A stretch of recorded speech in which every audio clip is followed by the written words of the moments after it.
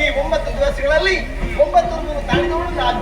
ಶೈಲಪುತ್ರಿ, ಬ್ರಹ್ಮಚಾರಿಣಿ, ಪುಷ್ಪಾಣಿನಿ, ಚಂದ್ರಘಂಟ, ಸ್ಕಂದಮಾತ, ಕಾತ್ಯಾಯಿನಿ, ಕಾಲರಾತ್ರಿ, ಸಿದ್ಧಿದಾತ್ರಿ, ಮಹಾಗೌರಿ ಎನ್ನುವಂತಹ 9 ತಾಳುವುದರ ಮೂಲಕ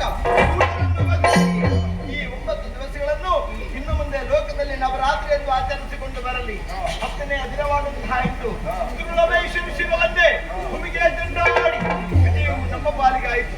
ಈ ವಿಜಯೋತ್ಸವದ ಸಂಭ್ರಮವನ್ನು ವಿಜಯದಶಮಿ ಎಂದು ಆಚರಿಸಲಿ. ಯಾರು ಶ್ರದ್ಧಾವಂತ ಆಚರಿಸುತ್ತಾರೋ ಅಂತವರ ಕಷ್ಟವನ್ನು ಪರಿಹರಿಸ್ತೇನೆ. ನಾಲ್ಕದ ಪೀಠದನಿಗೆ ಸ್ಥಿರಗೊಳಿಸಿದ್ದೇನೆ.